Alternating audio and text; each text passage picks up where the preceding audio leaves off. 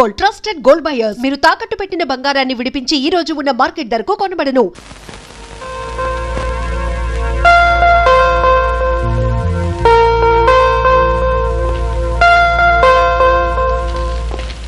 Excuse me madam, yes ఈ question papers ని ఒకసారి చెక్ చేయాలి. ఇటు ఇస్తారా? ఇవి చెక్ చేయడం ఏంటి బాబు?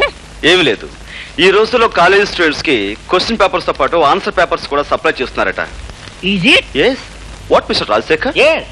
ఎస్ మేడం, కొన్ని చోట్ల గైడ్స్ కూడా సప్లై అయిపోతున్నాయి. Is it? ఆ కేసును నా చేతులతో నేనే పట్టుకున్నాను madam. All right madam, everything is okay. అది సరే, మిమ్మల్ని ఎప్పుడో ఎక్కడో చూసినట్లు. అదే ఆఫ్ కోర్స్ మాది పోలీస్ డిపార్ట్మెంట్ కదండి. ఏ పొలిటికల్ మీటింగ్స్ లోనో ఏ ప్రైమ్ మినిస్టర్ పక్కన చూసుండొచ్చు. Of course, maybe. చూడండి, మీ ఎగ్జామినేషన్ టైం అవుతుంది. Thank you right, exam time అవుతుంది.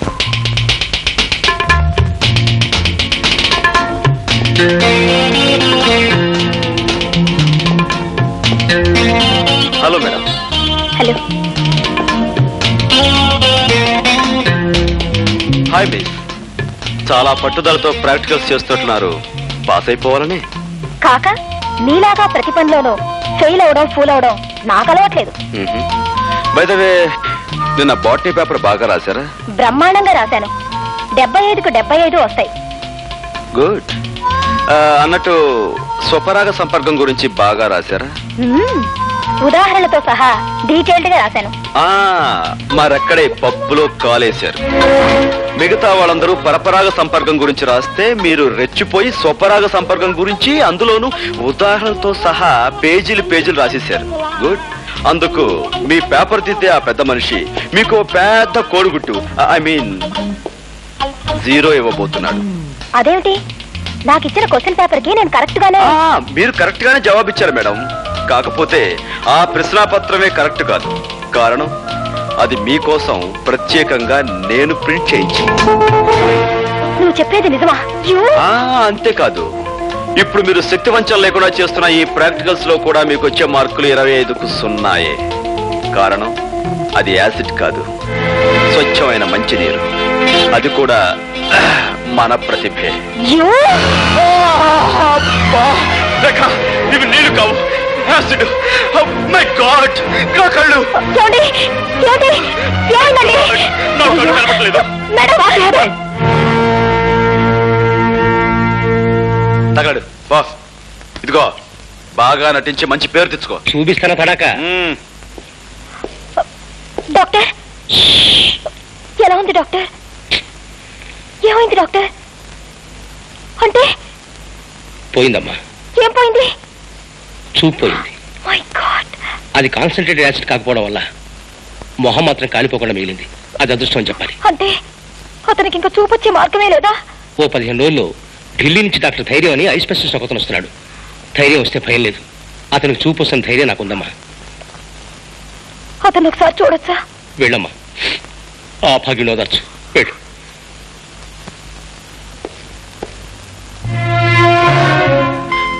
ఎవరు? ఓ, డాక్టర్ గారా?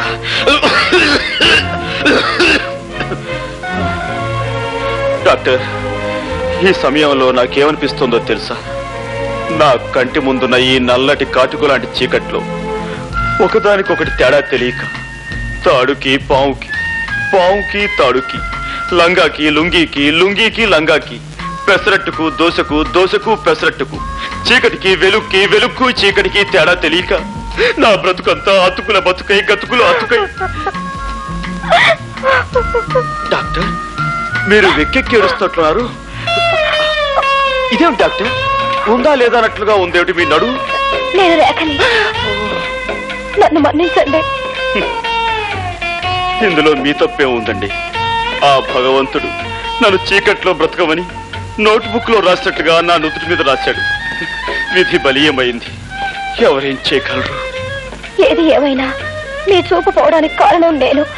నాకు ఏ శిక్ష విధించినా తప్పు లేదు. రేఖ, అలా అనకండి. చూపు పోయినందుకు నేనేమీ బాధపడటం లేదు. కాకపోతే చూడలేని నన్ను నా కన్న వాళ్ళు చూడటం జరిగితే వాళ్ళు గుండె పగిలి చస్తారు. అలా జరిగిన నాడు నేను గుండె పగిలి చస్తాను. ఈ గుండె పగిలే కార్యక్రమాలు తలుచుకుంటూ ఉంటే ఇప్పుడే నా గుండె.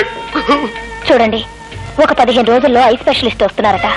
ఆయన కళ్ళ ఆపరేషన్ చేసి మీకు తప్పకుండా చూపు తెప్పిస్తారు. అంతవరకు నేను ఇంటికి వెళ్ళలేదు, ఈ హాస్పిటల్ వాతావరణంలోనూ ఉండలేను. ఇప్పుడు నేను ఎలా? ఇక్కడ నా స్నేహితురాలు ఇల్లు ఒకటి ఉంది. ఆమె ప్రస్తుతం ఊళ్ళో లేదు, అక్కడ ఉందరు గాని. కానీ రేఖ, ఈ కళ్ళు లేని కబోది ఒంటరిగా ఆ ఇంట్లో ఎలా ఉండగలడు, ఎలా బ్రతకగలడు, ఎలా జీవించగలడు? గోపి గారు, జరిగిన తప్పుకు కారకురాల్ని నేను. కనుక మీకు చూపొచ్చే వరకు మీకు తోడుగా ఉండి మిమ్మల్ని భద్రంగా నేను చూసుకుంటాను. రేఖ, నువ్వు ఐఎమ్ సారీ రేఖ, నీ చేతులు అనుకుని అక్కడ చేయి వేశాను. తీరా వేసాక తెలిసింది నేను ఎక్కడ వేశాను. తప్పుగా అనుకోవు కదా? అనుకోలేండి. రేఖ, నువ్వు నిజంగా దేవతవి. రండి వెళదాం.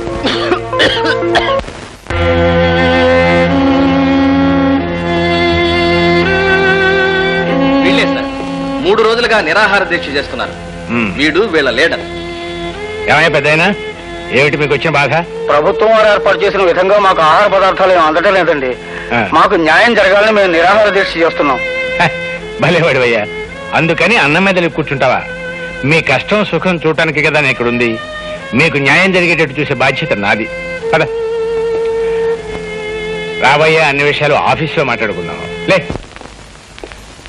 లోపల పద.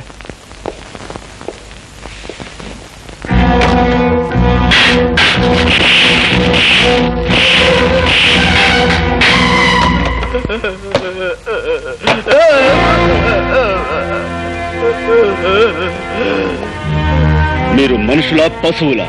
ఏమిటది? రక్తం వచ్చేలా కొడతారా? అనవసరంగా అభండాలు వేయకు. అతను లోపల తీసుకువెళ్ళాం. శాంతంగా జరిగింది ఏమిటి అని ప్రశ్నిస్తున్నాను. భయపడిపోయాడు, నోటి వెంట రక్తం వచ్చింది. ఈ విషయం ఇప్పుడే ప్రభుత్వానికి రిపోర్ట్ చేస్తాను. నీకు సాక్ష్యాలు ఆధారాలు ఏమైనా ఉన్నాయా? ఏమయ్యా, ఇతను మనం ఏమైనా చేశామా? ఆఫీసర్, ప్రతి సత్యానికి సాక్ష్యం ఉండదు.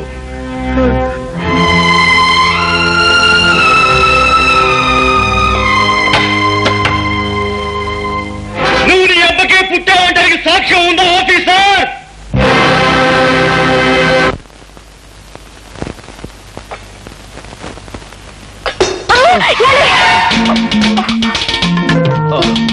రేఖ, సమయానికి నువ్వు వచ్చి పట్టుకున్నావు కాబట్టి సరిపోయింది. లేకపోతే కింద పడిపోయి ఏ కాలో విరగొట్టుకునేవాడిని. దాంతో గుడ్డితనానికి తోడు ప్రత్యేక ఆకర్షణగా కుంటికాలు ఒకటి మిగిలిండేది. అసలు నా తోడు లేకుండా ఎందుకు కదిలారు? గుడ్డి పీనుగునైనా ఆకలి తప్పుతుందా, తింటం తప్పుతుందా? వంట పూర్తయిందా? ఇక్కడే అయిందండి. రండి.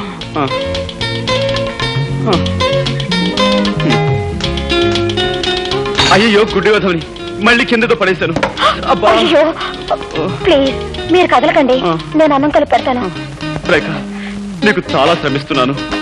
నువ్వు నాకు ముద్దలు కలిపి పెడుతున్నావు, పట్టుకు నడిపిస్తున్నావు, స్నానం చేయిస్తున్నావు, తల దూవుతున్నావు. ఇవన్నీ నీ చేత. ఇంకెన్నాళ్ళు? 4 రోజులేగా. అంతేనంటావా? దేవతలంటే నీ నీడలో నా జీవితాంతం గడపాల్సి వచ్చిన సంతోషమే. ఏమిటది? నేను నొక్కుతున్న బుగ్గ? అవునండి. గుడ్డి వెధవని ఏం చేస్తున్నానో నాకే తెలియటం లేదు. ఐఎమ్ సారీ అండి. పర్వాలేదండి. పర్వాలేదంటారా? అన్నం తినండి.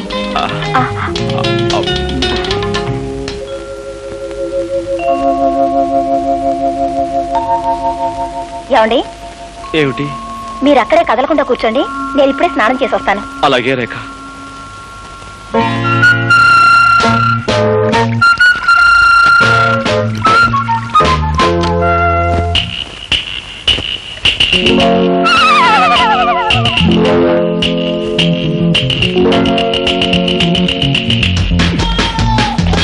అయ్యో, నన్ను రక్షించండి, నన్ను కాపాడండి. ఏమండి? అయ్యో, హెల్ప్ హెల్ప్ హెల్ప్! ఏమండి, నన్ను రక్షించండి, నాకు చాలా భయంగా ఉందండి. ఏమండి? ఏదో మీద పడిందండి, మెత్తగా దూదు మూట్ల మీద పడేసరికి నా గుండె అదిరిపోయిందండి. అందుకే మిమ్మల్ని కేకేశాను. ఇంతకీ ఏమిటండి అది? పిల్లండి, ఏ బలం ఎదిరించో మీ మీద దూకుంటుంది. పిల్ల? దాని కారణంగా మిమ్మల్ని కంగారు పెట్టాను. ఏమండి, ఏమిటండి ఇదంతా తడితడిగా ఉంది? సబ్బు. సబ్బా? అంటే మీరు సకల స్థానంలో ఉండగా పిలిచానా? అయ్యో, మిమ్మల్ని చాలా ఇబ్బంది పెట్టాను. ఐఎమ్ సారీ రేఖ. పర్వాలేదండి. గుడ్డి కళ్ళు, కళ్ళు గుడ్డివైనా సబ్బు పడితే మండుతాయి కదా. అమ్మా, సబ్బు పడి కళ్ళు మండుతున్నాయి. ఏమండి? సారీ, ఇదో రండి, కళ్ళు కడుగుతాను. అలాగేనండి.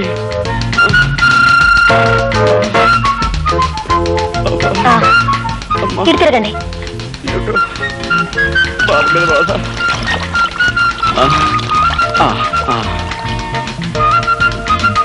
అది షాంపూ అండి. ఓ, ఏమండి, మీరు తలంటి పోసుకోలేదా? లేదండి. అయ్యో, ఇదేమిటండి? శ్రావణ శుక్రవారం పూట ఆడపిల్లలు తలంటి పోసుకోపోవడం ఏమిటి? ఉండండి. వద్దండి, వద్దు. ఏమండి, ఒక గుడ్డివాణ్ణి తీసుకొచ్చి మీరు ఇన్ని సేవలు చేస్తున్నారే, అలాంటి మీకు కనీసం ఇదైనా చేరియండి. ఇలా చేసైనా సరే మీ రుణం తీర్చుకోనివ్వండి. ఏమండి, ఈ కళ్ళు లేని కబోదు గురించి మీరు సంకోచిస్తున్నారా? ప్లీజ్, ఎక్కడైనా సెటిల్ అవ్వండి. రండి. ఏమండి? Thank you.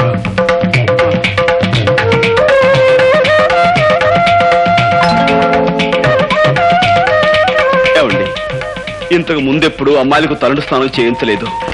కరెక్ట్ ప్లేస్ లోనే చేస్తున్నాను కదా. ఏమండి, మీరు చారల టవల్ కట్టుకున్నట్టున్నారే, అదే ఆకుపచ్చ, పసుపచ్చ, తెల్ల చారలది. ఇదేమిటండి పిన్నిసులా ఉంది? బుజ్జిముండా, పందెం కాసి నన్ను 3 సార్లు వెర్రి వ్యధం చేస్తావా? ఏ తండ్రి కూతురుతో చెప్పుకోలేని నా ఛాలెంజ్ ఏమిటో తెలుసా? నీకు ఈ విధంగా తలంటు స్నానం చేయించడం. అంటే మీకు అంత కనిపిస్తుందా? ఆహా, ఇన్నాళ్ళు అన్ని 3D ఎఫెక్ట్ లో చూస్తూనే ఉన్నాను. Don't get excited.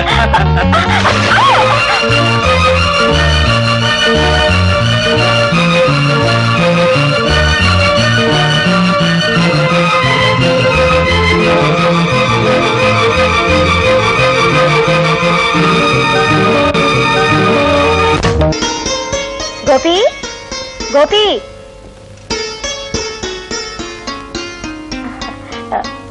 గోపి గారు లేరా అండి? లేడమ్మా. నువ్వెవరు? నేనా? నేను అతను స్నేహితుడు. చిచి, అతను నాకు స్నేహితురాలు.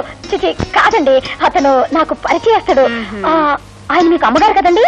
వాడు నాకు అమ్మ కదమ్మా, నేనే వాడికి అమ్మ. నా ఉద్దేశం కూడా అదే. నమస్కారం అండి, కూర్చోండి. మీకోసమే ఇవి తెచ్చానండి, కూర్చోండి. సంతోషం అమ్మా.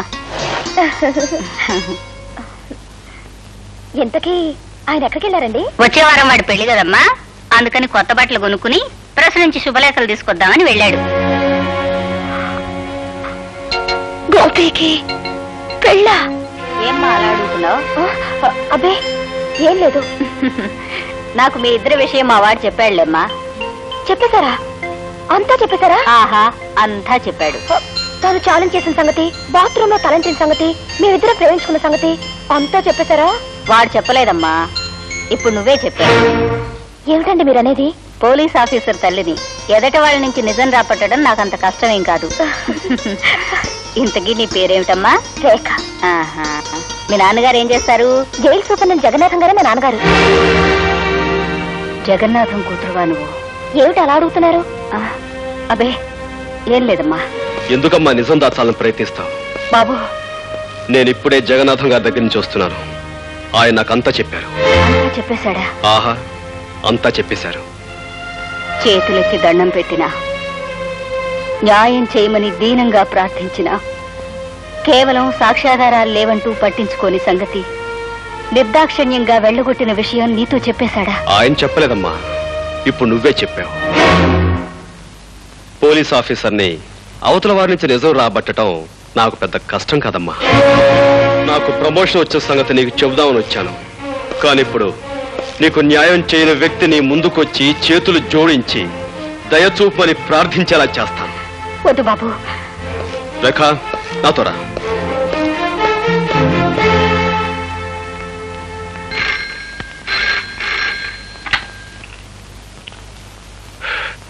Yes Jagannatham here.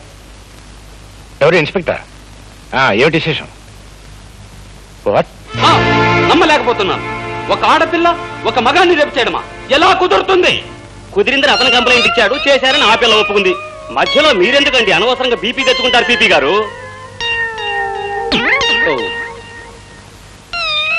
బాబు ఇవి నక్షత్రాల్లో ఉన్నాయి. అవును డాక్టర్, ఆమె నా మానాన్ని అతి దారుణంగా దోచుకునే సమయంలో ఆమె చేతుగోళ్లు నా భుజంలోకి దిగబడ్డాయి. కావాలంటే నా పేక మీద చూడండి, దంతక్షతాలు కూడా ఉంటాయి. కొరికిసిందా? అవును డాక్టర్, పెళ్లి కావలసిన వాణ్ణి, ఆస్కలిత బ్రహ్మచారిని, నీకు తమ్ముళ్ళంటి వాణ్ణి నా మానాన్ని దోచుకోవద్దని ఎంత బ్రతిమిలాడినా, ఎంత ప్రాధేయపడినా ఆమె నా మాట వినిపించుకోకుండా. ఆడపిల్ల మగవాణ్ణి రేపు చేయడం ఏమిటయ్యా? చాలా విచిత్రంగా ఉందే. అదెలా సాధ్యం? ఎలాగంటే ఆ సృష్టికార్యం జరగడానికి నువ్వు సంసిద్ధుడు అయ్యావు అంటే నీకు స్పందించే ఉండాలి మనస్సు. నువ్వు సంసిద్ధుడు కాకపోతే ఆ సృష్టికార్యం జరగదనే చెప్పాలి. నువ్వు సంసిద్ధుడు అయ్యి ఆ కార్యం జరిగిందంటే అది బలాత్కారం కింద రాదే. లాయర్ గారు, అరిటాకు లాంటి నా జీవితాన్ని ముళ్ళు లాంటి ఆడపిల్ల ముక్కలు చెక్కలు చేసిన తర్వాత కూడా మీరు ఇలా మాట్లాడడం చాలా అన్యాయం.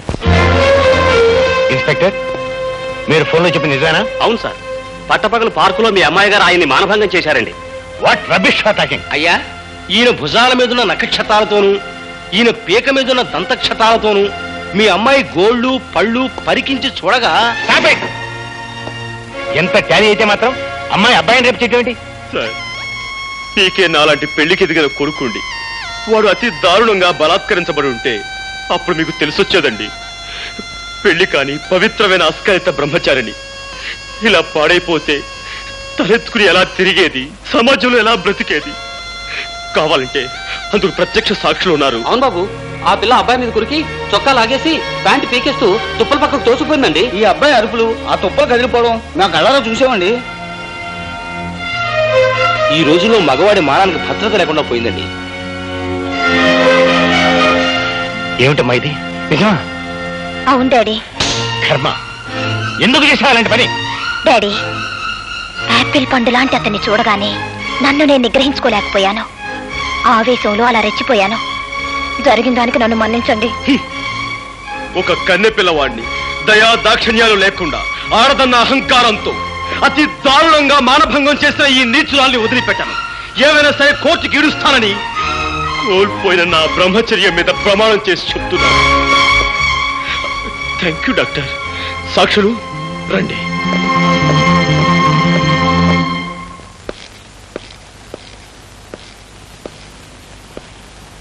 గోపి, అరే మీరా?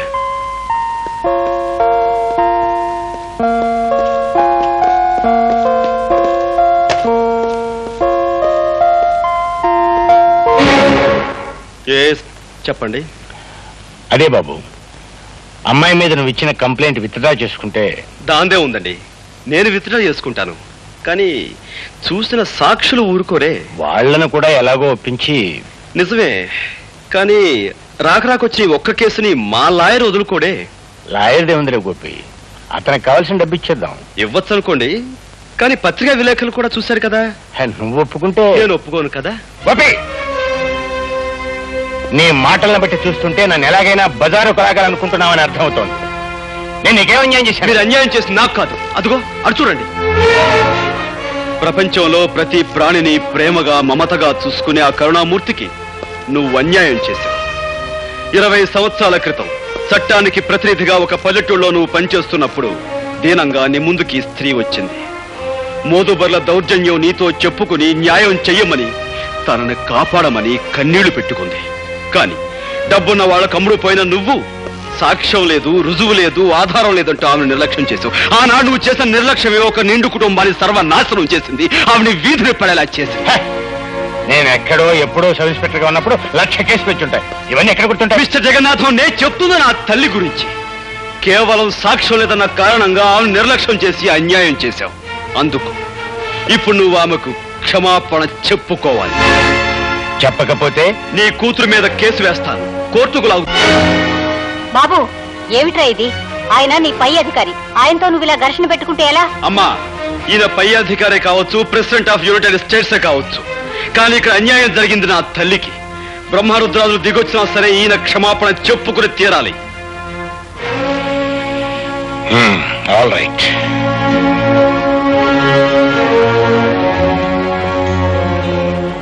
మీకు మీ కుటుంబానికి జరిగిన అన్యాయానికి నన్ను క్షమించమ్మా. Sir,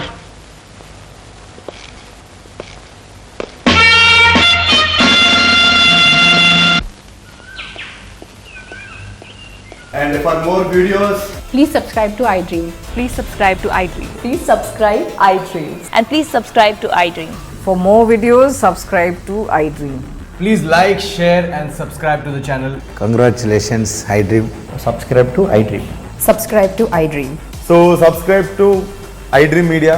iDream ki iDream team andarki huge congratulations. Please subscribe iDream Media. Please subscribe to iDream. Subscribe iDream. Please subscribe to iDream. iDream అంటే నా కళల ఛానల్ సబ్స్క్రైబ్ చేసుకున్న నోరు తిరుగుతలేదు మీరైతే గంట గుర్తు కొట్టండి. For more such videos, please subscribe to iDream. Subscribe to iDream. Please subscribe to iDream. Please subscribe iDream Media. Please do subscribe to iDream. Please subscribe to iDream Media. For best entertainment and information, please subscribe iDream. And don't forget to subscribe to iDream.